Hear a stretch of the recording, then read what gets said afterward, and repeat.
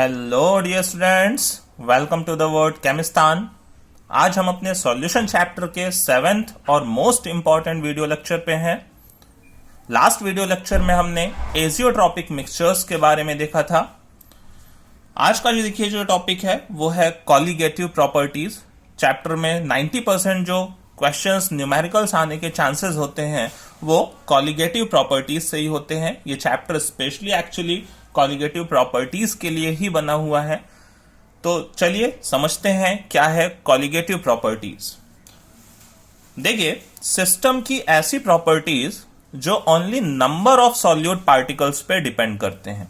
System की ऐसी properties जो only number of solute particles पे डिपेंड करते हैं, नेचर ऑफ सॉल्यूट पे डिपेंड नहीं करते हैं, उनको हम क्या बोलते हैं? सिस्टम की कॉलिगेटिव प्रॉपर्टीज बोलते हैं। हमें स्पेशली इस चैप्टर में सॉल्यूशन की 4 कॉलिगेटिव प्रॉपर्टीज के बारे में स्टडी करना है। लेकिन सबसे पहले मैं आपके लिए यहां पे कॉलिगेटिव प्रॉपर्टीज की एक प्रॉपर डेफिनेशन लिख देता हूं कि कॉलिगेटिव प्रॉपर्टी हम किसे बोलते हैं। तो देखिए, सिंपल सा कॉलिगेटिव प्रॉपर्टीज क्या है? The properties of the solutions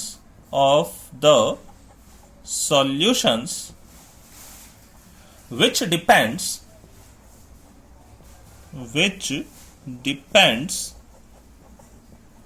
ध्यान दीजिएगा, only on the number of solute, only on the number of solute particles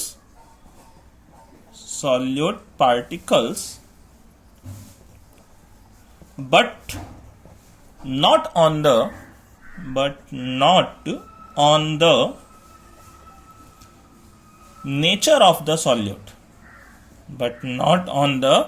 nature of the solute, उसके नेचर पे डिपेंड नहीं करती हैं, केवल नंबर पे डिपेंड करती हैं। but not on the nature of the solute are called colligative properties, short में जिसको हम CPs लिखेंगे आगे, ठीक है, are called colligative properties। तो ये एक प्रॉपर डेफिनेशन है कॉलिगेटिव प्रॉपर्टीज की। ध्यान दीजिए, सॉल्यूशन की ऐसी प्रॉपर्टीज जो किस पे डिपेंड करती हैं? Depends upon the number of solute particle, कि उस सॉल्यूशन के अंदर, किसी भी सॉल्यूशन के अंदर कितने number of solute particles present है।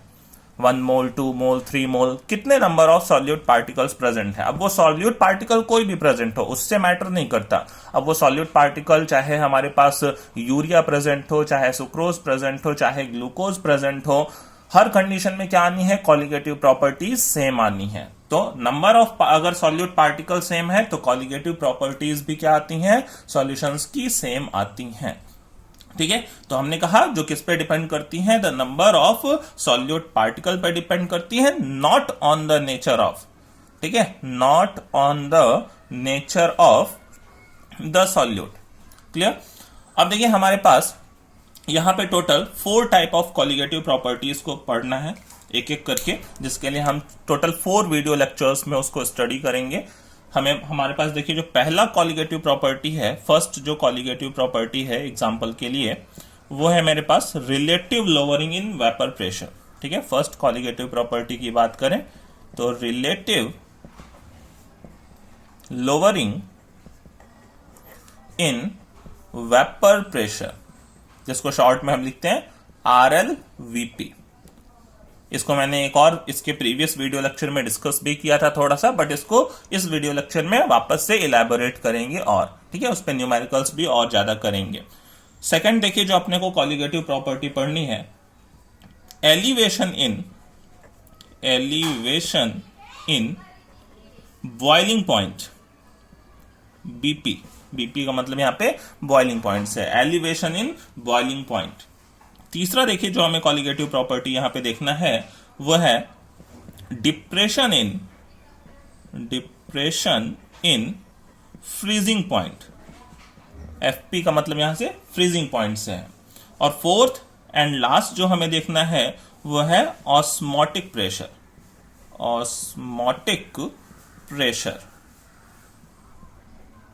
ठीक है, ओपी।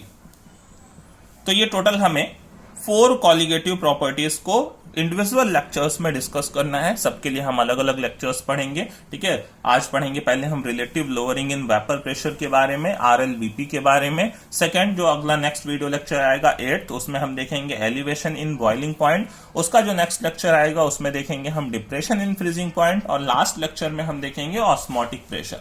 फिर देखिए बिल्कुल लास्ट में एक और छोटा सा हमारे पास टॉपिक आएगा, फिर ये चैप्टर ऑलमोस्ट फिनिश होगा, वो होगा वांट ऑफ फैक्टर का, ठीक है। इन सब में फिर हम लास्ट में एक चीज अप्लाई करेंगे और साथ में ऐड करेंगे वांट ऑफ फैक्टर को। बट पहले एक एक करके डिफरेंट डिफरेंट वीडियो लेक्चर्स में पहले हम इन चारों को स्टडी करेंगे, ठीक है। तो देखिए सबसे पहले हम चलते हैं relative lowering in vapour pressure पे, लेकिन उसके पहले देखिए मैं कॉलिगेटिव प्रॉपर्टीज के बारे में भी यहाँ पे कुछ पॉइंट्स आपको लिख देता हूं। देखिए कॉलिगेटिव प्रॉपर्टीज को डेमोक्रेटिव प्रॉपर्टीज भी बोलते हैं, ठीक है। मैं आपको यहाँ पे कुछ नोट्स दे रहा हूं, ठीक है। फर्स्ट देखिए मैं क्या बोल रहा हूं कि colligative properties are also called democrative properties. Colligative properties are also called democrative properties. Democrative properties, अब इनको डेमोक्रेटिव प्रॉपर्टीज देखिए क्यों बोलते हैं। लाइक डेमोक्रेसी में, डेमोक्रेसी किस पे डिपेंड करती है, नंबर ऑफ पीपल्स पे डिपेंड करती है। लाइक इंडियन डेमोक्रेसी सबसे लार्ज है क्योंकि इंडिया में क्या है, नंबर ऑफ पीपल्स, पॉपुलेशन सबसे ज्यादा है, तो इंडिया क्या है, एक डेमोक्रेटिक कंट्री है, ठीक है। तो यहां पे भी देखिए क्या है, कॉलिगेटिव प्रॉपर्टीज में भी जो कॉलिगेटिव प्रॉपर्टीज है वो किस पे डिपेंड करती हैं, नंबर ऑफ सॉल्यूट पार्टिकल्स पे डिपेंड करती हैं। तो इसीलिए हम क्या, कॉलिगेटिव प्रॉपर्टीज को डेमोक्रेटिव प्रॉपर्टीज भी बोलते हैं। सेकेंड पॉइंट देखिए, हमने कहा कि नेचर ऑफ सॉल्यूट पार्टिकल्स पे कॉलिगेटिव प्रॉपर्टीज डिपेंड नहीं करती हैं। तो अगर मैंने सपोज करिए 2 सॉल्यूशंस लिए, ठीक है, मैंने ये एक कंटेनर लिया, इसमें कुछ वाटर प्रेजेंट है, दूसरा मैंने एक और कंटेनर लिया, सेम अमाउंट ऑफ वाटर इसमें भी प्रेजेंट है। इसमें मैंने क्या एडअप किया, 1 मोल यूरिया एडअप किया, NH2CO NH2। दूसरे वाले कंटेनर में मैंने 1 मोल ग्लूकोज एडअप किया, C6H12O6। एक और सपोज करिए कंटेनर लिया, इसमें भी same amount of water present है, इसमें भी मैंने 1 मोल सुक्रोज एडअप किया, C12H22O11। तो देखिए हर एक सॉल्यूशन की यहां पे कॉलिगेटिव प्रॉपर्टीज सेम होंगी, ठीक है। बात समझ रहे हैं क्यों, क्योंकि नंबर ऑफ सॉल्यूट पार्टिकल्स क्या है, सब में सेम है। इसमें भी मैंने 1 मोल ही पार्टिकल्स एडअप किए हैं, यहां पे भी मैंने 1 मोल ही पार्टिकल्स एडअप किए हैं, भले ही वो यूरिया की जगह क्या हो, ग्लूकोज हो। इसमें भी मैंने 1 मोल ही सॉल्यूट पार्टिकल्स ऐड किए हैं, अब वो क्या हो, ग्लूकोज की जगह पे सुक्रोज हो, ठीक है। तो अगर number of particles, number of solute particles same होते हैं तो इन सारे सॉल्यूशंस की क्या होगी, जो कॉलिगेटिव प्रॉपर्टीज होंगी वो सेम होंगी, ठीक है। तो ये नेक्स्ट पॉइंट बहुत ही इंपॉर्टेंट है कि ये सब के सब सॉल्यूशंस क्या रखेंगे, सेम कॉलिगेटिव प्रॉपर्टीज रखेंगे, सेम सीपीज रखेंगे। क्लियर है। थर्ड पॉइंट देखिए, जो कॉलिगेटिव प्रॉपर्टीज हैं, तीसरा नोट देखिए, जो कॉलिगेटिव प्रॉपर्टीज हैं उनका ज्यादातर हम यूज करते हैं जो सॉल्यूट पार्टिकल्स हैं उनके मोलर मास या मॉलिक्यूलर मास को कैलकुलेट करने में, ठीक है। ये इसका मोस्ट इंपॉर्टेंट एप्लीकेशन होता है इन सारे कॉलिगेटिव प्रॉपर्टीज का, आइदर वो आरएलवीपी हो या एलिवेशन इन बॉइलिंग पॉइंट हो, डिप्रेशन इन फ्रीजिंग पॉइंट हो, ऑस्मोटिक प्रेशर हो। उससे हम क्या, वो जितने भी सॉल्यूट पार्टिकल्स हैं उनके मॉलिक्यूलर वेट को या मोलर मास को कैलकुलेट करते हैं, ठीक है। और इसमें सबसे ज्यादा जो प्रिसाइज एक्चुअली में होता है वो ऑस्मोटिक प्रेशर की टेक्निक होती है मॉलिक्यूलर वेट को कैलकुलेट करने में। तो लास्ट पॉइंट ध्यान दीजिएगा, ठीक है। CPs are very useful, colligative properties, CPs are very useful, इनका काफी यूज करते हैं हम, useful to determine the molar mass of non-volatile solutes, to determine the molar mass of non volatile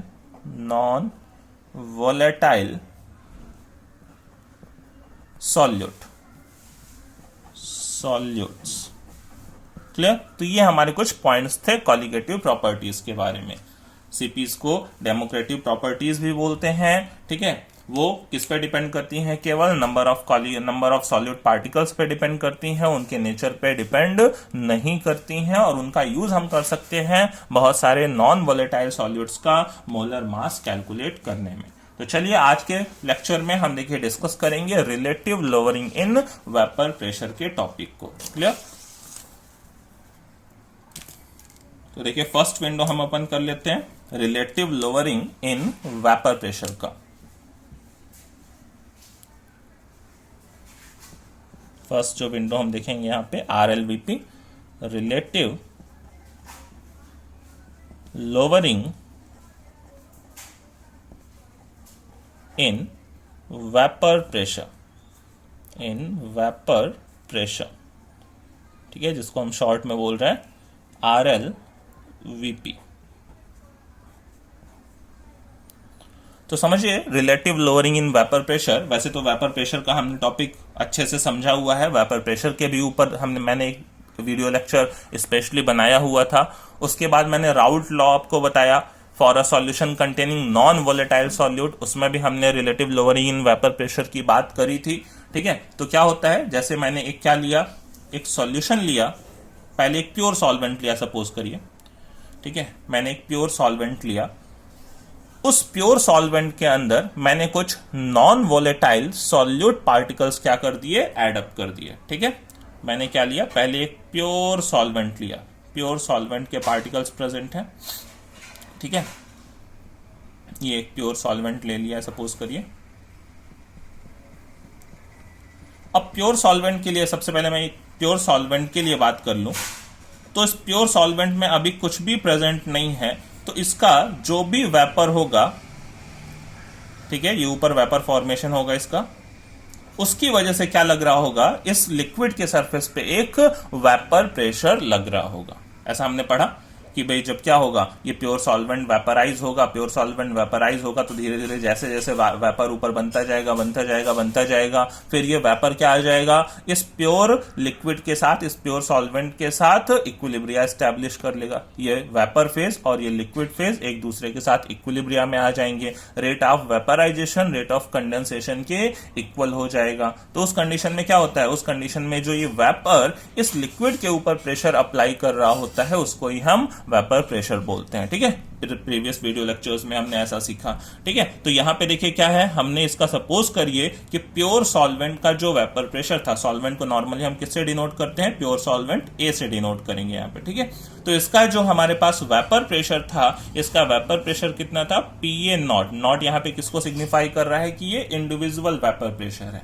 ठीक है, तो प्योर सॉल्वेंट का वेपर प्रेशर कितना था, PA नॉट था। अब सपोज करिए मैंने इसके अंदर क्या ऐड किया, मैंने इसके अंदर नॉन वोलेटाइल सॉल्यूट पार्टिकल को ऐड अप कर दिया। ठीक है, इसके अंदर ऐड किया मैंने नॉन वोलेटाइल सॉल्यूट पार्टिकल, जिसको हम B कंसीडर कर लेते हैं, पार्टिकल B। क्लियर? अब सपोज करिए नॉन वोलेटाइल सॉल्यूट पार्टिकल है, तो अब नॉन वोलेटाइल सॉल्यूट पार्टिकल जब इस प्योर सॉल्वेंट के अंदर जाएगा तो अब कुछ सरफेस के पार्ट को क्या करेगा, वो जो सॉल्यूट B है वो भी कवर करेगा। ठीक है, तो कंडीशन कुछ देखिए ऐसी होगी कि अब सरफेस पे ये हमारे पास प्योर सॉल्वेंट के भी पार्टिकल्स प्रेजेंट होंगे और जो नॉन वोलेटाइल सॉल्यूट है उसका भी पार्टिकल प्रेजेंट होगा। ये प्योर सॉल्वेंट के भी पार्टिकल होंगे, नॉन वोलेटाइल सॉल्यूट का भी पार्टिकल होगा। ठीक है, तो सॉल्यूट के पार्टिकल वैसे भी देखें तो सॉल्वेंट के पार्टिकल से क्या होते हैं, बड़े होते हैं। ठीक है, तो ऐसे हमारे पास क्या हो जाएंगे, ऐसे कंडीशन आएगी कि हमारे पास अब सॉल्यूशन में दोनों चीजें प्रेजेंट है, कंपोनेंट A और कंपोनेंट B। ठीक है, तो कंडीशन कुछ इस तरीके की है कि सरफेस पे अब दोनों के मॉलिक्यूल्स हैं, प्योर सॉल्वेंट A के भी और प्लस यहाँ पे नॉन वोलेटाइल जो हमने सॉल्यूट ऐड किया है B, उसके भी पार्टिकल्स यहाँ पे प्रेजेंट है। ठीक है, तो यहाँ पे एक जनरेट हो गया है एक सॉल्यूशन। इस सॉल्यूशन के अंदर एक वोलेटाइल सॉल्वेंट है और एक नॉन वोलेटाइल सॉल्यूट है।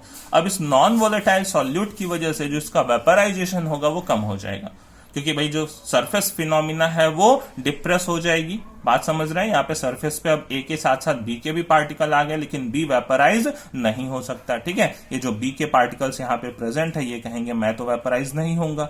ठीक है, तो बी अगर वेपराइज नहीं होगा तो ओनली कौन वेपराइज होने वाला है? यहाँ पे ए वेपराइज होने वाले हैं, जिसकी क्वांटिटी क्या हो चुकी है? वो सरफेस पे कम हो चुकी है। तो यहाँ पे जो अब वेपर प्रेशर जनरेट होगा वो क्या हो जाएगा? पहले से कम हो जाएगा। ठीक है, तो मैं कंसीडर कर लेता हूं कि वेपर प्रेशर घट के कितना हो गया? पीए नॉट की जगह पे पीए हो गया। ध्यान दीजिएगा, वेपर प्रेशर कम हो जाएगा क्योंकि अब यहाँ पे सरफेस पे सॉल्यूट बी के भी पार्टिकल्स प्रेजेंट हैं। तो इसको हम लिखते हैं, या तो पीए लिखते हैं या इसी को मैं क्या लिख सकता हूं? पीए ही एक्चुअली में क्या होगा और पी सॉल्यूशन होगा, क्योंकि इस सॉल्यूशन का वेपर प्रेशर पीए ही है, क्योंकि एक ही कंपोनेंट क्या था? वोलेटाइल था। तो मैं इसके वेपर प्रेशर को या तो पीए कंसीडर कर लूं या पीएस कंसीडर कर लूं। बहुत सारे बुक्स में पीए से भी डिनोट करते हैं और बहुत सारे बुक्स में पीएस से भी डिनोट करते हैं। ठीक है, तो अब यहां से जो वेपर प्रेशर है वो कुछ कम हो जाता है। इनिशियल वेपर प्रेशर कितना था? प्योर सॉल्वेंट का पीए नॉट था, और जो सॉल्यूशन है उसका वेपर प्रेशर घट के कितना हो गया? पीए हो गया। ठीक है, तो अब देखिए हमें यहां पे फाइंड आउट करना है कि वेपर प्रेशर में लोअरिंग कितने की आई। ठीक है, तो देखिए अगर मैं इसमें राउट लॉ लगाऊं तो राउट लॉ में हमने क्या पढ़ा था कि जो पीए की वैल्यू होगी वो किसके इक्वल होगी? पीए नॉट एक्सए के इक्वल होगी। यहां पे जो हमारा लिक्विड फेज है इसमें ए का मोल फ्रैक्शन कितना है? एक्सए है। बी का मोल फ्रैक्शन कितना है? एक्सबी है। ठीक है, तो पीए की वैल्यू राउट लॉ के बेसिस पे, ठीक है, फ्रॉम राउट्स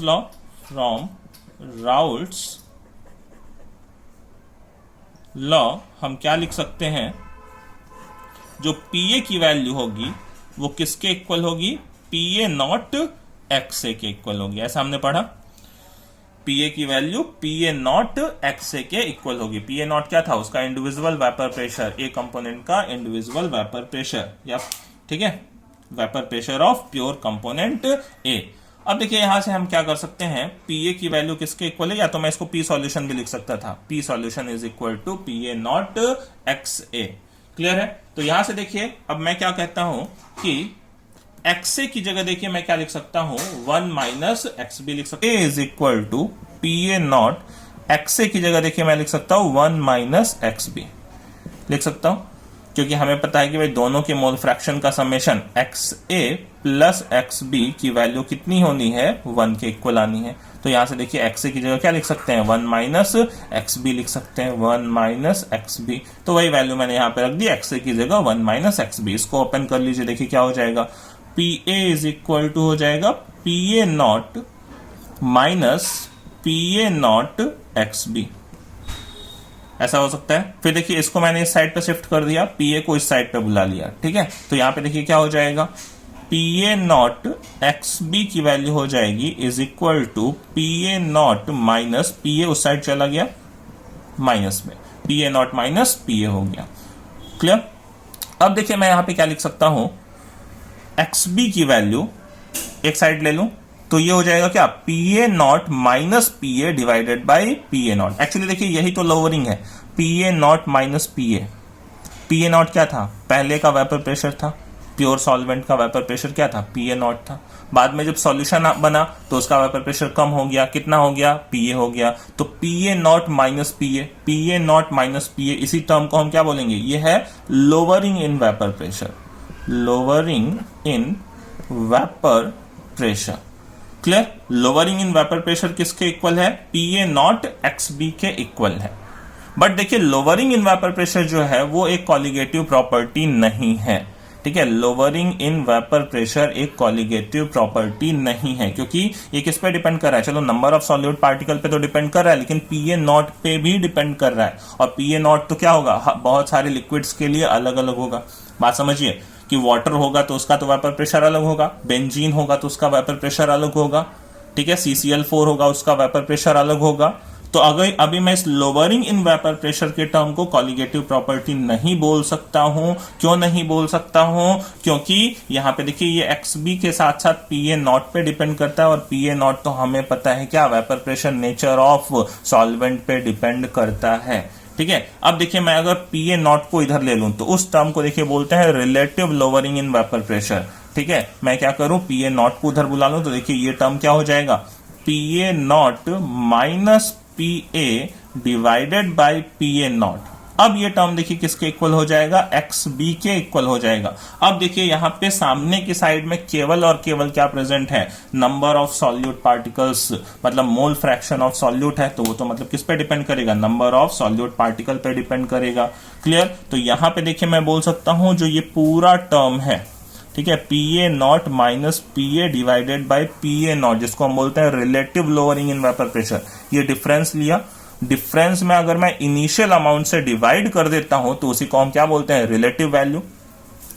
ठीक है, जो भी डिफरेंस आता है किसी भी वैल्यू का, उसको इनिशियल अमाउंट से डिवाइड कर दूं तो उसको ही मैं क्या बोलता हूं, रिलेटिव वैल्यू। तो ये तो लोअरिंग इन वेपर प्रेशर था, लोअरिंग इन वेपर प्रेशर में मैंने इनिशियल लोअर वेपर प्रेशर से डिवाइड कर दिया, तो ये क्या हो गया, ये relative lowering in vapour pressure. समझिए बात को, ठीक है। ये वाला जो पूरा टर्म है, ये पूरा टर्म किस चीज को डिनोट करता है, relative lowering in vapour pressure. इसी को बोलते हैं हम RLVP, relative lowering in vapour pressure. और ये देखिए किस पे डिपेंड कर रहा है, नंबर ऑफ सॉल्यूट पार्टिकल्स पे डिपेंड कर रहा है। तो इसीलिए ये टर्म जो है वो क्या है, ये relative lowering in vapour pressure एक कॉलिगेटिव प्रॉपर्टी है, जो कि केवल किस पे डिपेंड करती है, नंबर ऑफ सॉल्यूट पार्टिकल्स पे डिपेंड करती है। क्योंकि सामने आपको देखने में क्या मिल रहा है, मोल फ्रैक्शन ऑफ सॉल्यूट देखने को यहां पे मिल रहा है। आई होप आपको बात समझ में आ गई होगी कि क्यों relative lowering in vapour pressure को हम कॉलिगेटिव प्रॉपर्टी बोल रहे हैं। क्योंकि वो देखिए यहाँ पे मोल fraction of solute, mole fraction of solute का मतलब number of particles of solute पे डिपेंड कर रहा है। तो आपके लिए यहाँ पे ध्यान दीजिए एक स्पेशल पॉइंट है, ठीक है। वो क्या है कि अगर कोई हमसे पूछे क्या वेपर प्रेशर, ठीक है, वेपर प्रेशर एक कॉलिगेटिव प्रॉपर्टी है, ठीक है, वेपर प्रेशर क्या कॉलिगेटिव प्रॉपर्टी है, तो हमारा आंसर होगा नो। क्या lowering in vapour pressure colligative property है, तो भी हमारा आंसर होगा नो। ठीक है, लोअरिंग इन वेपर प्रेशर क्या एक कॉलिगेटिव प्रॉपर्टी है, ठीक है, तो भी हमारा आंसर होगा नो। अगर हमसे कोई कहता है क्या relative lowering in vapour pressure, RLVP, relative lowering in vapour pressure क्या एक कॉलिगेटिव प्रॉपर्टी है, तो आंसर होगा यस। ठीक है, इस टर्म को आप बिल्कुल दिमाग में रखिएगा कि vapour pressure and lowering in vapour pressure, मैंने आपको यहां समझा भी दिया कि क्यों lowering in vapour pressure colligative property नहीं है, क्योंकि वो पी ए नॉट पे भी डिपेंड कर रहा है। क्लियर। तो ये दोनों टर्म है, vapour pressure and lowering in vapour pressure, वो कॉलिगेटिव प्रॉपर्टीज नहीं है, जबकि relative lowering in vapour pressure वो कॉलिगेटिव प्रॉपर्टी है। क्लियर है, आई होप आप बात को समझ गए होंगे। तो ये हमारा एक मोस्ट इंपॉर्टेंट फॉर्मूला होता है। इस फॉर्मूले पे हम बहुत सारे न्यूमेरिकल्स को सॉल्व करते हैं, तो इसे आप याद रखिए। ठीक है, just like this, P A naught minus P A divide by P A naught is equal to X B. Clear, P A naught minus P A divided by P A naught is equal to X B. या देखिए हम इसी को ऐसे भी लिख सकते हैं, मैंने कहा कि भाई पी ए जो था वही क्या था, पी सॉल्यूशन था। पी ए लिखूं या पी सॉल्यूशन लिखूं एक ही चीज है, ठीक है, वो सॉल्यूशन का ही वेपर प्रेशर था। तो इसी को मैं ऐसे भी लिखता हूं कि भाई ये पी ए की जगह पे क्या रख दिया, पी सॉल्यूशन रख दिया। तो फॉर्मूले को इस तरीके से भी हम लिखते हैं कि P A naught minus P S, P A naught minus P S divided by P A naught is equal to X B. ठीक है, तो इस तरीके से भी आप लिख सकते हैं। पीए और पीएस में कोई डिफरेंस नहीं है, वो दोनों एक ही चीज है। ठीक है, पीए को ही पीएस बोल सकते हैं आप, या पीएस को ही पीए बोल सकते हैं। तो बट देखिए इस फॉर्मूले को मैं एक तरीके से और मॉडिफाई करके आपको दिखाता हूं। ठीक है, एक और छोटा सा यहाँ पे मॉडिफिकेशन करते हैं, फिर चलते हैं अपने न्यूमेरिकल वाले सेक्शन के ऊपर। ठीक है, बहुत सारे न्यूमेरिकल्स करेंगे इस टॉपिक के, बट देखिए सबसे पहले मैं इस फॉर्मूले को थोड़ा सा और मॉडिफाई करके आप एक और फॉर्मूला में दिखाता हूं। ठीक है, एक और फॉर्मूले में देखिए क्या कर सकते हैं हमने कहा कि पी ए नॉट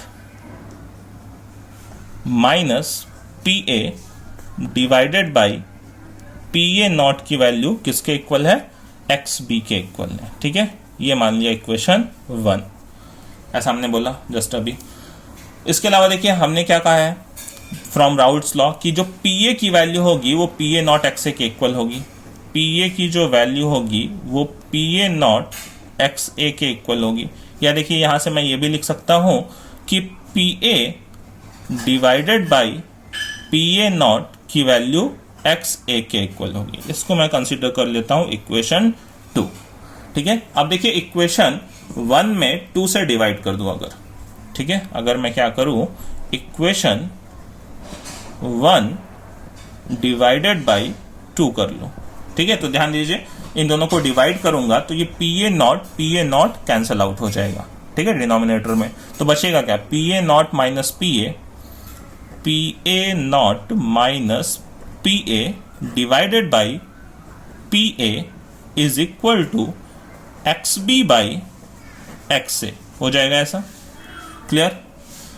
अब देखिए पी ए लिखूं या पी एस लिखूं एक ही चीज है, आप चाहो तो यहां पे पी एस भी लिख सकते हो। एक्स बी बाई एक्स ए की वैल्यू क्या लिख सकता हूं, एक्स बी को मैं लिख सकता हूं, देखो N B divided by N total, mole fraction निकाल सकता हूं, बी के mole divide by total mole, और डिवाइडेड बाई ए का मोल भी ऐसे निकाल सकता हूं मैं, N A divided by N total. यहां देखिए एन टोटल भी क्या हो जाएगा, कैंसल आउट हो जाएगा। तो यहां से देखिए मैं क्या लिख सकता हूं कि P A naught minus P A divided by P A की वैल्यू किसके इक्वल होगी, N B divided by N A के इक्वल होगी, N B divided by N A के इक्वल होगी। ठीक है, इस तरीके से लिख सकते हैं, या मैंने देखिए कहा क्या लिख सकते हैं, पी ए की जगह पी एस भी लिख सकते हैं। तो ध्यान दीजिए P A naught minus P S divided by P S की वैल्यू किसके इक्वल होगी, N B by N A के इक्वल होगी। क्लियर। तो इस तरीके से भी देखिए एक फॉर्मूला हम याद रख सकते हैं न्यूमेरिकल्स में, ये भी काफी यूज में आता है, या इसको डेल्टा पी बोल सकते हैं, है ना, delta P by P S. तो इसको देखिए हम ऐसे भी लिख सकते हैं, ये delta P by P S is equal to N B by N A. Clear. But ज्यादातर जो हम यूज करते हैं वो पीछे वाले प्रीवियस फॉर्मूले का यूज करते हैं, कौन से, ये वाले, P A naught minus P A divided by P A naught is equal to X B. ये फॉर्मूला आपको बिल्कुल नहीं भूलना है। ठीक है, P A naught minus P A divide by P A naught is equal to X B. चलिए अब हम चलते हैं अपने न्यूमेरिकल वाले सेक्शन पे। ठीक है, relative lowering in vapour pressure, I hope आपको क्लियर हो गया होगा। कोई डेफिनेशन पूछे तो इस तरीके से देखिए डेफिनेशन दे सकते हैं कि relative lowering in vapour pressure of an ideal solution containing the non volatile solute is equal to the mole fraction of the solute at the given temperature. ठीक है, आप चाहें तो इस तरीके से एक relative lowering in vapour pressure की डेफिनेशन भी लिख सकते हैं। ठीक है, मैं वापस से आपके लिए रिपीट कर दे रहा हूं, क्या, relative lowering in vapor pressure of an ideal solution containing the non-volatile solute is equal to the mole fraction of the solute at a given temperature. Clear? चलिए अब हम न्यूमेरिकल में फर्स्ट न्यूमेरिकल देखिए, पहला एग्जांपल लेते हैं, बिल्कुल basic से स्टार्ट करते हैं, सिंपल सा। देखिए हमारे पास क्या दिया हुआ है, मैं आपको टोटल 5 एग्जांपल्स यहाँ पे कराने वाला हूँ। आप क्वेश्चंस को एक बार वीडियो को पॉज करके क्वेश्चंस को खुद भी ट्राई कर सकते हैं, मैंने क्वेश्चंस पहले से लिख रखे हैं आपके लिए। ठीक है, आप वीडियो को 2 मिनट के लिए पॉज करके खुद से भी एक बार ट्राई कर सकते हैं। क्लियर। तो देखिए पहले एग्जाम्पल में क्या दिया हुआ है, ठीक है, फर्स्ट एग्जाम्पल देखिए देखते हैं कि the vapour pressure of water at 20 degree Celsius is 17.5। Water का वेपर प्रेशर हमें यहाँ पे गिवन है। क्लियर।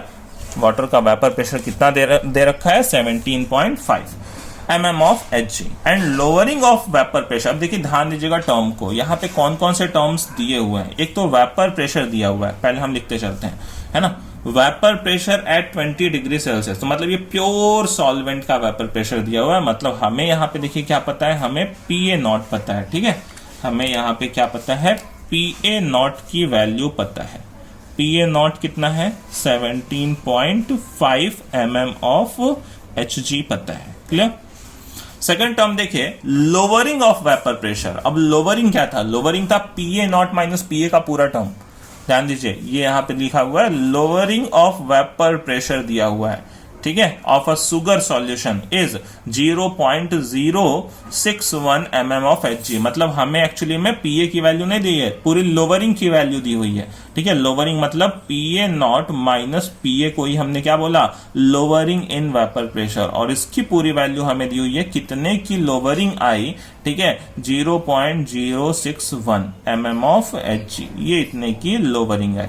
ठीक है, तो देखिए कैलकुलेट क्या क्या करने को बोल रहा है। एक तो पहला relative lowering in vapour pressure, दूसरा vapour pressure of the solution, तीसरा mole fraction of sugar and water. ठीक है, तो फटाफट हम कैलकुलेट कर सकते हैं, बिल्कुल इजी सा न्यूमेरिकल है ये। तो देखिए relative lowering in vapour pressure, पहले पार्ट पे चलते हैं, relative lowering in vapour pressure. ठीक है, तो RLVP की वैल्यू जो है वो क्या थी, वो तो ये थी PA not minus PA divided by PA not, है ना। Relative lowering in vapour pressure बोलूं तो वो था PA not minus PA divided by PA not, और देखिए PA नॉट माइनस PA तो गिवन है 0.061 डिवाइडेड बाई PA नॉट की वैल्यू भी हमें पता है 17.5।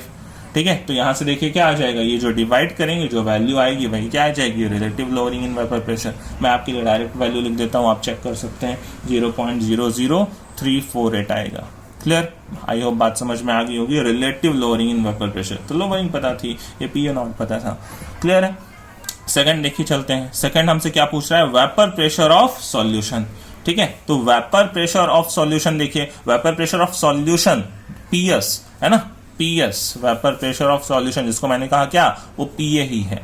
ठीक है, तो PS ही PA है। तो यहां पे देखिए मैं क्या, PA नॉट पता है, PA नॉट पता है, तो PA नॉट यहाँ पे रख दूं, यहाँ से PA निकल जाएगा। ठीक है, क्योंकि लोअरिंग हमें पता थी। तो हम क्या कर सकते हैं, देखिए इसमें ये वैल्यूज हमें पता है, तो PA नॉट की वैल्यू इसमें उठा के रख दूं, तो PA नॉट की वैल्यू है 17.5 minus PA is equal to कितना है, 0.061। तो यहां से देखिए कैलकुलेट होके आ जाता है PA इधर आएगा, ये इसमें से माइनस हो जाएगा, तो माइनस होके देखिए वैल्यू कितनी आ जाएगी, माइनस होके वैल्यू आ जाएगी यहाँ पे 17.439। ठीक है, इसमें लिखेंगे mm ऑफ Hg, ये भी बिल्कुल सिंपल सा था। ये हमारा आ गया vapour pressure of solution, PA he PS है। क्लियर है। तीसरा देखिए मोल fraction of sugar and water यहाँ पे बताना है। ठीक है, तो मोल फ्रैक्शन देखिए अब यहाँ से हम कैलकुलेट कर सकते हैं, क्योंकि यही वैल्यू किसके इक्वल होगी, XB के इक्वल होगी। ठीक है, तीसरा मोल फ्रैक्शन को कैलकुलेट करने के लिए हमें पता है कि lowering in vapour pressure PA not minus PA divided by PA not की वैल्यू किसके इक्वल होती है, XB के इक्वल होती है। तो यहां से देखिए हम लिख सकते हैं ये वैल्यू कितनी थी, ये हमने कैलकुलेट करी थी 0.00348, और यही क्या होगा, यही तो XB होगा। तो XB तो हमें पता ही है। ऐसे ही हमें मोल फ्रैक्शन ऑफ ये किसका निकल गया, यही XB सॉल्यूट था, सॉल्यूट कौन है, शुगर वाटर के सॉल्यूशन में सॉल्यूट कौन होगा, शुगर होगा। तो ये जो XB है ये क्या है, मोल फ्रैक्शन ऑफ शुगर होगा ये। Clear, sugar. Mole fraction of water चाहिए, XA चाहिए। ठीक है, तो 1 में से माइनस कर दीजिए, 1 माइनस 0.00348, ये आ गया मोल फ्रैक्शन ऑफ वाटर, है ना। ये किसका मोल फ्रैक्शन होगा, वाटर का मोल फ्रैक्शन होगा, ये सॉल्वेंट है। ठीक है, तो ये माइनस करेंगे तो कितना आ जाएगा, अराउंड 0.996, ये 5 के अराउंड आ जाएगा। क्लियर है। तो यहां से देखिए ये सिंपल सा आपको टर्म यहां पे समझने थे कि टर्म्स का मतलब क्या है, लोअरिंग दिया है, रिलेटिव लोअरिंग दिया है। ठीक है, तो वो टर्म्स आपको यहाँ पे क्लियर रखने हैं। चलिए हम नेक्स्ट एग्जांपल पे चलते हैं। नेक्स्ट एग्जांपल भी आप पहले एक बार वीडियो को पॉज करके खुद ट्राई कर सकते हैं। देखिए नेक्स्ट एग्जांपल में क्या बोल रहा है, ये मैंने आपके सामने रखा हुआ है। ठीक है, देखिए यहाँ पे कहता है calculate the vapour pressure of an aqueous solution containing 5% by mass of urea at 298 Kelvin. The vapor pressure of water at 298 Kelvin is 23.75 mm of Hg. ठीक है, तो आप एक बार वीडियो को पॉज करके खुद इस न्यूमेरिकल को ट्राई कर सकते हैं। ठीक है, चलिए मैं अप्रोच करता हूं, कैसे करेंगे। कहता है calculate the vapour pressure of an aqueous solution. Aqueous solution का वेपर प्रेशर निकालना है, मतलब मुझे यहाँ पे क्या कैलकुलेट करना है, PA निकालना है या PS निकालना है। हमें PA या PS अननोन है। ठीक है, तो मुझे या तो PA, ठीक है, और PS की वैल्यू मुझे यहाँ पे पता नहीं है, वो मुझे पता करना है। इसमें देखिए जो सॉल्यूशन है उसका मोल फ्रैक्शन निकालने के लिए मुझे यहाँ पे देखिए एक डेटा गिवन है कि जो सॉल्यूशन है उसमें क्या है 5% बाय मास यूरिया प्रेजेंट है। ठीक है, 5% W/W का ये सॉल्यूशन है। बाय मास का मतलब क्या हुआ, W/W। ठीक है, मतलब 100 ग्राम अगर लिया हमने सॉल्यूशन तो उसमें क्या होगा, 5 ग्राम यूरिया प्रेजेंट होगा, बाकी का बचा 95 ग्राम क्या प्रेजेंट होगा, वाटर प्रेजेंट होगा। क्लियर है, 5% bye mass of urea present है। ठीक है, 5% bye mass of urea present है, मतलब अगर मैंने 100 ग्राम अगर सॉल्यूशन का लिया हुआ है तो उसमें क्या प्रेजेंट होगा, 5 ग्राम यूरिया प्रेजेंट होगा, 5 ग्राम यूरिया होगा, और बाकी का बचा जो 95 ग्राम है वो किसका होगा, 95 ग्राम वाटर का प्रेजेंट होगा। यहां से दोनों का मोल निकाल सकता हूं। ठीक है, मोल ऑफ यूरिया क्या हो जाएगा, मोल ऑफ यूरिया हो जाएगा इसका मास डिवाइडेड बाय यूरिया का मोलर मास कितना होता है, 60। ठीक है, NH2CO मोलर मास याद ही रखिए हमेशा। ठीक है, 12 14 2 करने की जरूरत नहीं है, 60। क्लियर है, यहां से देखिए वाटर के भी मोल निकल जाएंगे, मोल ऑफ वाटर इसका मास 95 डिवाइडेड बाई 18। ये हमें देखिए दोनों के मोल्स पता है, ये यूरिया के मोल्स हैं और ये वाटर के मोल्स हैं, तो क्या मोल फ्रैक्शन यहां से नहीं आ जाएगा, बिल्कुल आ जाएगा। ठीक है, फिर देखिए हमें क्या पता है, the vapour pressure of water at 298 kelvin is 23.75, मतलब प्योर सॉल्वेंट का वेपर प्रेशर, वाटर का वेपर प्रेशर दिया है। PA0 की वैल्यू कितनी है, 23.75 mm ऑफ Hg। ये क्वेश्चन मैंने इसलिए बस केवल रखा हुआ है कि आप ये टर्म समझिए, कभी कभी हमें सीधा मोल फ्रैक्शन पता नहीं होगा, अदर टर्म को हमें कन्वर्ट करना होगा मोल फ्रैक्शन में। जैसे यहाँ % W/W दिया था, इससे हम पहले क्या करते, ये मोल्स को कैलकुलेट करते तो मोल फ्रैक्शन वाली वैल्यू पे पहुंच पाते। तो अब देखिए अब तो कुछ नहीं करना है, सीधा हमें फॉर्मूला अप्लाई करना है, PA0 minus PA divided by PA0 equal किसके होगा, XB के होगा। XB अब यहां से निकाल सकते हैं। अच्छा, XB में देखिए हम कई बार नीचे वाले टर्म को निग्लेक्ट भी कर देते हैं, NB divided by NB plus NA लिखेंगे, NB प्लस NA। और अगर यहाँ पे देखिए B के मोल्स बहुत कम है A के रिस्पेक्ट में, A तो सॉल्वेंट का मोल है, B सॉल्यूट का मोल है, तो सॉल्यूट के मोल को क्या कर सकते हैं, निग्लेक्ट भी कर सकते हैं। देखें पानी तो बहुत सारा है, 95 ग्राम वाटर है, उसमें 5 ग्राम यूरिया है, तो चाहे तो इस वाले टर्म को हम निग्लेक्ट भी कर सकते हैं, क्योंकि यहाँ पे इसकी वैल्यू क्या आएगी, इसके रिस्पेक्ट में NA के रिस्पेक्ट में, यही तो NA है ना, ये NA है, ये NB है। ठीक है, तो NA के रिस्पेक्ट में NB की वैल्यू क्या है, बहुत कम है, तो उसको जोड़ू ना जोड़ू कोई फर्क पड़ेगा नहीं। ठीक है, तो चाहे तो निग्लेक्ट भी कर सकते हैं, अदरवाइज ज्यादा एक्यूरेट आपको आंसर चाहिए तो विदाउट निग्लेक्ट करके आप आंसर को कैलकुलेट कर सकते हैं। ठीक है, तो चलिए हम वैल्यूज को पुटअप कर देते हैं। PA0 था हमारे पास 23.75 माइनस PA हमें कैलकुलेट ही करना है, डिवाइडेड बाई PA0 की वैल्यू कितनी है, 23.75 इज इक्वल टू, देखिए इस टर्म को हमने निग्लेक्ट कर दिया है, NB वाले टर्म को निग्लेक्ट कर दिया है। ठीक है, तो NB बाई NA, तो NB कितना था हमारे पास, NB था देखिए 5/60 डिवाइडेड बाई, ठीक है, ये कितना है 95 डिवाइडेड बाई 18। अब यहां से आप इजीली PA को कैलकुलेट कर सकते हैं। ठीक है, मैं आपके लिए डायरेक्ट यहां पे आंसर लिख रहा हूं, PA की वैल्यू आप खुद कैलकुलेट करके देखिएगा, आंसर आना चाहिए 23.375, 23.375। ठीक है, मैं कैलकुलेशन में टाइम वेस्ट नहीं कर रहा हूं, यूनिट वही जो इसमें दी हुई थी, mm ऑफ Hg।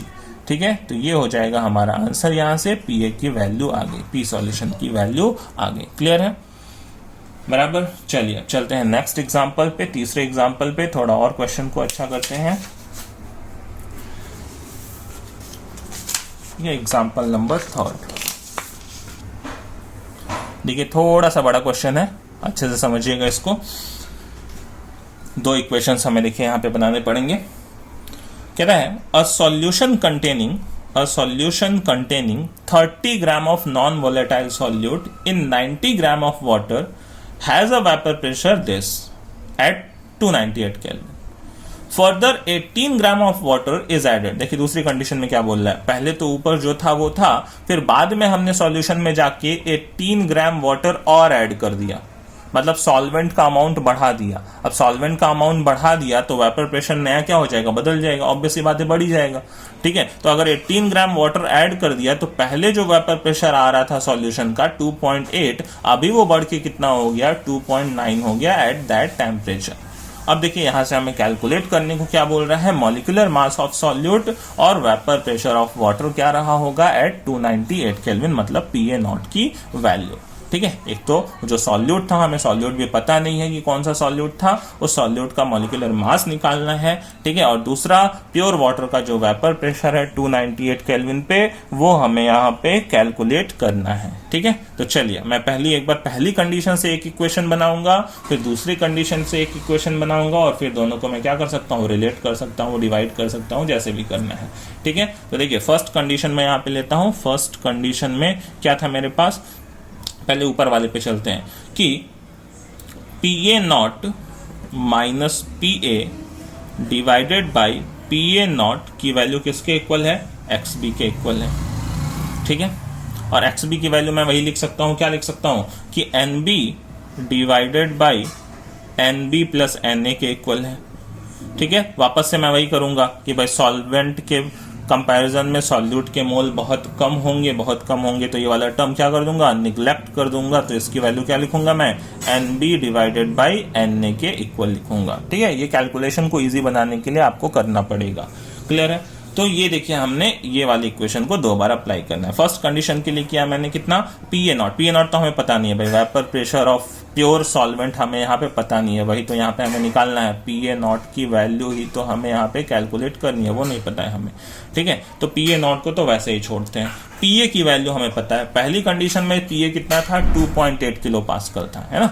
जब हमारा 30 ग्राम नॉन वोलेटाइल सॉल्यूट था 90 ग्राम वाटर के अंदर, तो उस टाइम पे वेपर प्रेशर कितना था, 2.8 किलो पास्कल था। ठीक है, तो यहाँ पे देखिए मैं लिख सकता हूँ पहली कंडीशन में कि फर्स्ट कंडीशन में वैल्यू क्या थी, PA0 minus 2.8 divided by PA0, इसकी वैल्यू थी देखिए NB बाई NA। अब NB B के मास कितने थे, 30 ग्राम, है ना। नॉन वोलेटाइल सॉल्यूट कितना था, 30 ग्राम। तो मोल निकालना है, तो मास डिवाइडेड बाई मोलर मास मुझे नहीं पता है, बी का मोलर मास मैं MB रख देता हूं। ठीक है, डिवाइडेड बाई A के मोल, A का मास कितना था, वाटर कितना था पहली कंडीशन में 90 ग्राम, और 90 वाटर का मॉलिक्यूलर मास कितना होता है, 18। क्लियर, ये बात समझ में आ गई। इससे देखिए इक्वेशन 1 बन गया। ठीक है, यहाँ पे मैं लिख सकता हूं कि PA0 माइनस ये इसकी वैल्यू ओवरऑल कितनी आ गई, 18, 5 जा देखिए 90 हो जाएगा। ठीक है, 18 5 जा 90, और ये 5 नीचे डिनोमिनेटर में जाएगा, इसको कैंसिल आउट करेगा तो 5 6 जा ये 30 चला जाएगा। तो ये देखिए यहाँ पे मैं लिख सकता हूँ ये कितनी वैल्यू हो जाएगी, 6 बाई MB के इक्वल हो जाएगी। थोड़ा मैंने कैलकुलेशन कर लिया यहाँ पे। क्लियर है, ये पहला इक्वेशन है, ध्यान दीजिए ये फर्स्ट इक्वेशन है। या देखिए मैं यहाँ पे डिवाइड कर लूँ, यहाँ पे डिवाइड कर लूँ, तो डिवाइड करके देखिए मैं वैल्यू लिख सकता हूँ, इसमें डिवाइड कर लूँ तो ये कितना हो जाएगा, ये यहाँ से हो जाएगा 1 minus PA0 divide by PA0 1 हो जाएगा। 2.8 डिवाइडेड बाई PA0 की वैल्यू किसके इक्वल हो जाएगी, 6 बाई MB के इक्वल हो जाएगी। ठीक है, या देखिए यहाँ पे क्या हो जाएगा, 1 को उधर कर दूं तो माइनस हो जाएगा। ठीक है, तो 1 उधर करके माइनस करके भी मैं लिख सकता हूं, या सिंपल सा ऐसे पे भी छोड़ सकता हूं मैं। ठीक है, कि कितना हो जाएगा, ये देखिए वैल्यू कि 2.8 डिवाइडेड बाई PA0 की वैल्यू इक्वल है, ये उस साइड पे जाएगा। ठीक है, ये इधर क्या प्लस में, ये इधर क्या माइनस में, तो 1 माइनस 6 बाई MB के इक्वल हो जाएगा। क्लियर, या इसको लिख सकता हूं मैं, ये कितना हो जाएगा, MB minus 6 divided by MB के इक्वल हो जाएगा। आपको जैसे कैलकुलेशन करना हो कर सकते हैं, मैं एक बार आपको करके दिखा देता हूं। ये इक्वेशन 1 मान लिया, ठीक है, कि इसकी वैल्यू इसके इक्वल है, ये इक्वेशन हो गया हमारा 1। ठीक है, चलिए एक और इक्वेशन बना लेते हैं सेकंड कंडीशन से। सेकंड कंडीशन में देखिए हमसे क्या बोला उसने, जो दूसरी कंडीशन है उसने 18 ग्राम और वाटर ऐड कर दिया। ठीक है, फर्दर 18 ग्राम और वाटर ऐड कर दिया, तो नया वेपर प्रेशर कितना हो गया, 2.9 किलो पास्कल हो गया।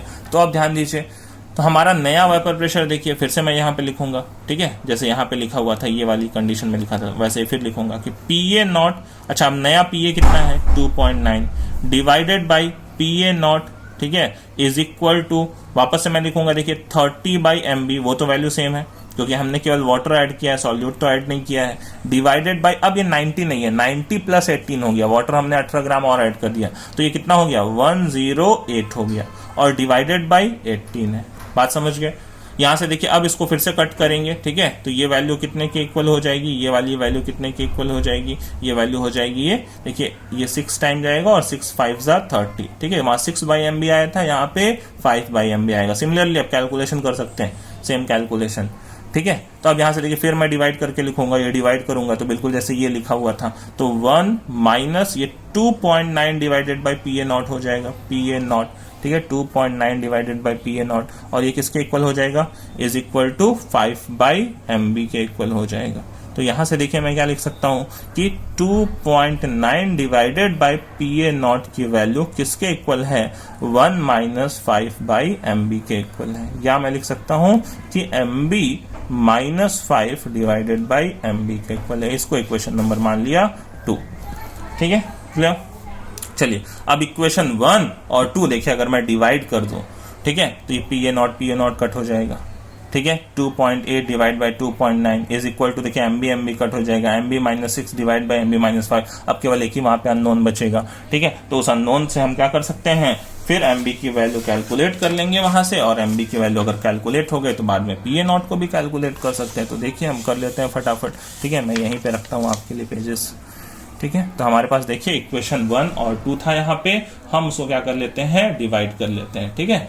Equation 1 divided by 2, equation 1 divided by 2, बस सिंपल मैंने क्या किया है, कैलकुलेशन तो आप खुद से भी कर सकते हैं, जैसे भी करना है, मैंने दोनों कंडीशन के लिए 2 इक्वेशंस यहाँ पे डेवलप कर दिए हैं आपके लिए, ठीक है। तो इक्वेशन 1 डिवाइड बाई 2 देखिए, दोनों को डिवाइड करूंगा तो PA0 कट हो जाएगा, कितना हो जाएगा, 2.8 divided by 2.9 is equal to हो जाएगा, ये देखिए इस साइड पे बचेगा MB minus 6 divide by MB minus 5, MB minus 6 divided by MB minus 5, ठीक है। अब यहां से आप देखिए इजिली MB की वैल्यू कैलकुलेट कर सकते हैं, मैं आपके लिए डायरेक्ट वैल्यू लिख रहा हूं, मैं कैलकुलेशन करने नहीं जा रहा हूं, 34 ग्राम पर मोल आ जाएगा, ठीक है।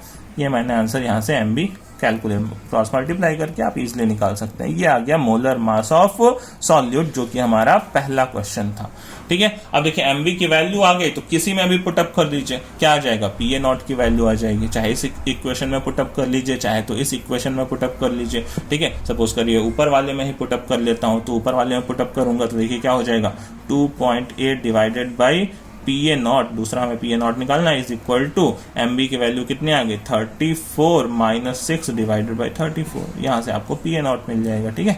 PA0 की वैल्यू आएगी 3.4 किलो पास्कल, आप निकाल के देख सकते हैं, क्लियर।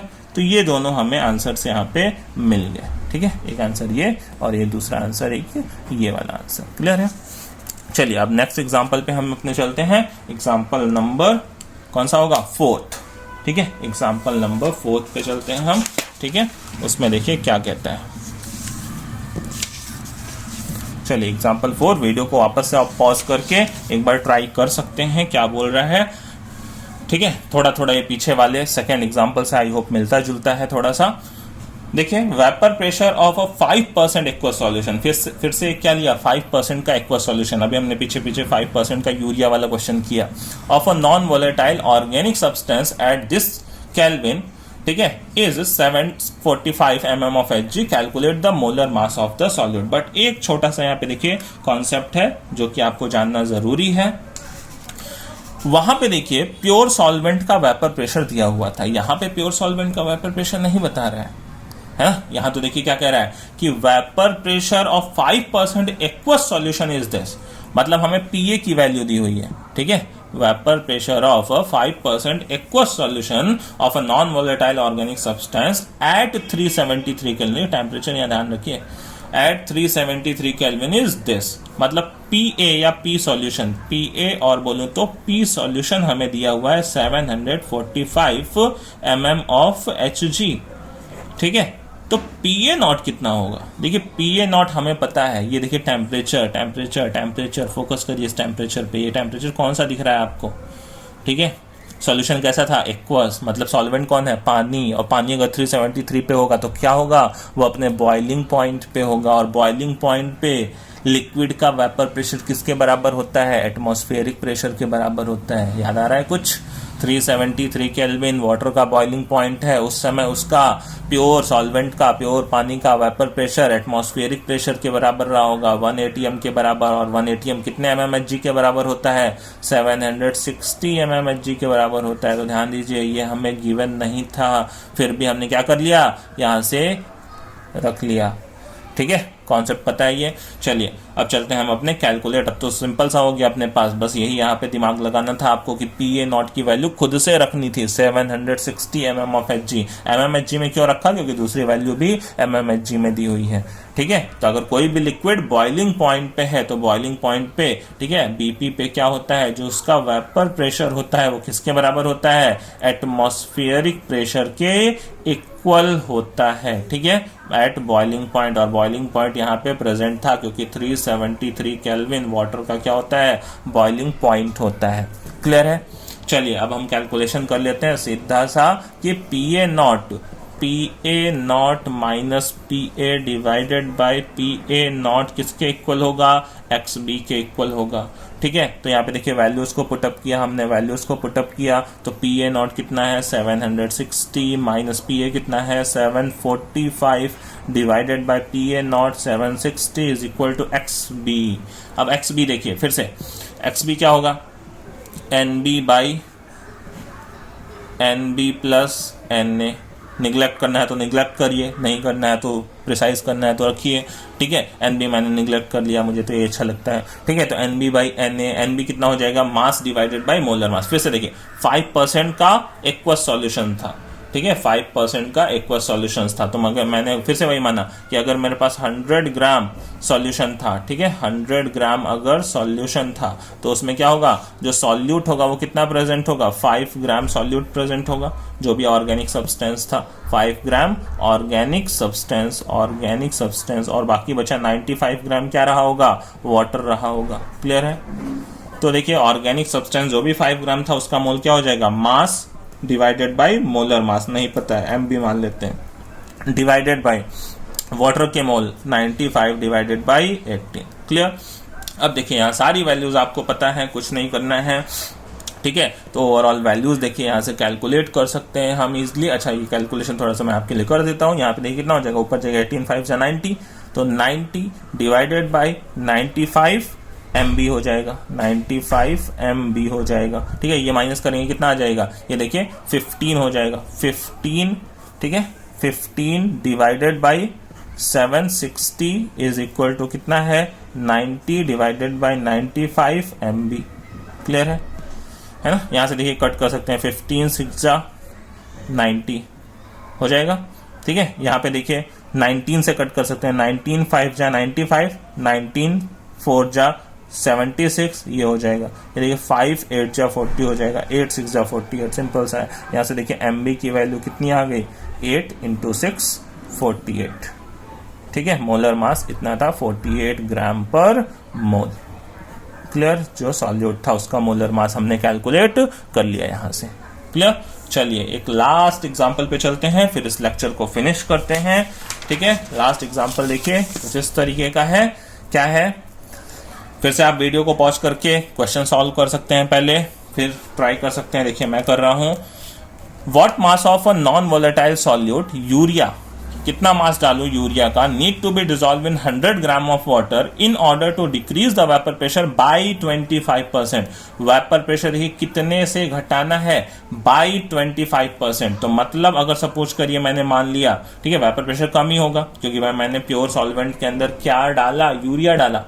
ठीक है, यूरिया डाला तो उसका वेपर प्रेशर घट जाएगा। कितने से घट गया? 25% से। तो सपोज करिए अगर मैंने कहा PA0 की वैल्यू मैं ले लेता हूं 100, सपोज कर लेता हूं। ठीक है, तो बाद में PA कितना हो जाएगा? तो वेपर प्रेशर 25% से घट गया। ठीक है, घट गया तो मतलब 70 से घट के कितना आ जाएगा? 100 से घट के कितना आ जाएगा? 75 पे आ जाएगा। एज्यूम कर सकता हूँ, बोलिए हाँ।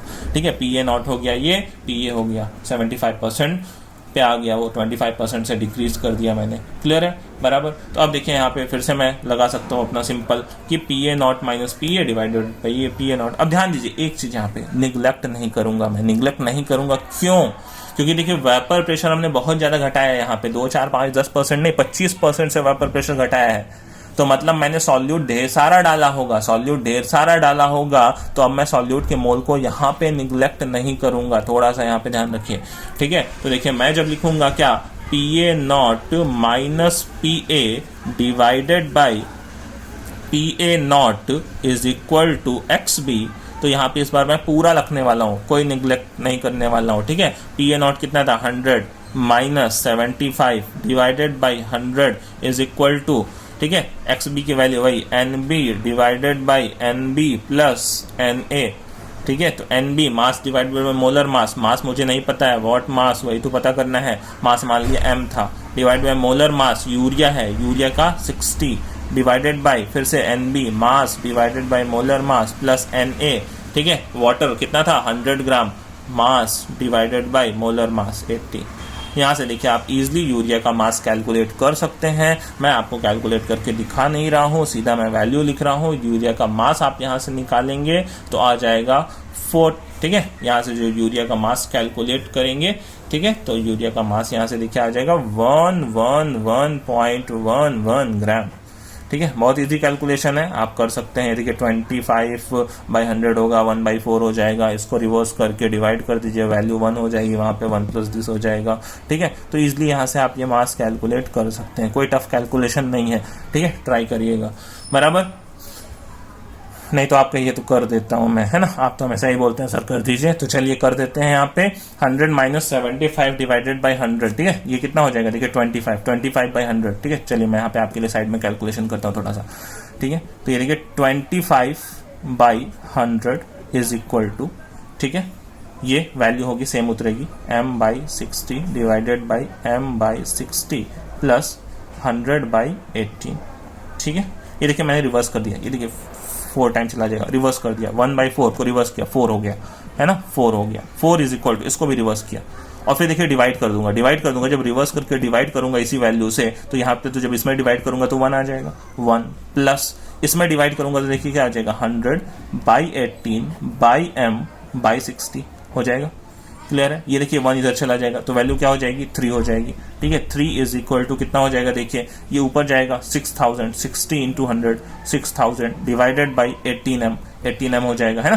क्लियर है, 18M। अब देखिए सिंपल है, यहाँ पे हमने क्या किया 3 6, है ना, 3 यहाँ पे कितना हो जाएगा 6 टाइम चला जाएगा, बराबर है, तो 3 2 जा, है ना, तो ये हो जाएगा 3 2 जा 6, 2000 डिवाइडेड बाई 18, तो M की वैल्यू क्या हो जाएगी। ठीक है, यहाँ से देखिए हम कैलकुलेट कर सकते हैं, ये 2 9 जा और 2 1 जा, बराबर 1000 में 9 से डिवाइड कर दीजिए, ऑब्वियस सी बात है, 1000 में 9 से डिवाइड करेंगे, 9 1 जा 9, 9 1 जा 9, 9 1 जा 9.11 आ गया। ठीक है, तो यहाँ से देखिए मास को हमने कैलकुलेट कर दिया। ठीक है, तो मैंने वैल्यू यहाँ पे डायरेक्ट लिखी हुई थी। अब देखिए हमें क्या दूसरी चीज मोलैरिटी, एक तो ये पूछा था व्हाट मास, कितना मास हमें उसमें डालना पड़ेगा यूरिया का। दूसरा क्या पूछा है, what will be the molality of the solution. तो देखिए सिंपल सी चीज है, मोलैलिटी कैलकुलेट करना किसे नहीं आता है, मोलैलिटी कैलकुलेट करना है तो मोलैलिटी क्या होती है, मोल पर किलोग्राम। ठीक है, तो मोल देखिए मास डिवाइडेड बाय, अब मास हमें मिल गया है, मास कितना था 111.11 divided by molar mass urea का 60, ये हो गया mole, divided by mass of solvent in KG चाहिए होता है, मास ऑफ सॉल्वेंट कितना था 100 ग्राम वाटर था, तो 100 डिवाइडेड बाय क्या हो जाएगा 1000। ठीक है, तो यहां से देखिए हम ये डिवाइड करेंगे तो ओवरऑल कितना हो जाएगा। ठीक है, ये तो 10 टाइम हो जाएगा और 10 ऊपर जाएगा। ठीक है, ये 10 टाइम चला जाएगा यहाँ से। ठीक है, और 10 ऊपर जाएगा, फिर ये 0 कैंसिल होगा तो केवल क्या हो जाएगा, this much value divide by 6, 111, इसको 0.11 हटा देता हूँ। ठीक है, डिवाइड बाय 6 तो कितना हो जाएगा, अराउंड 18.5। देखिए 6 से डिवाइड करेंगे तो 1 टाइम जाएगा, 8 टाइम जाएगा, फिर 0.5 टाइम, ये इसकी मोलैरिटी आ जाएगी। क्लियर है, तो आई होप आप बात को समझ गए होंगे। तो आज का लेक्चर यहीं पे फिनिश करते हैं, पढ़ते रहिए, टेक केयर।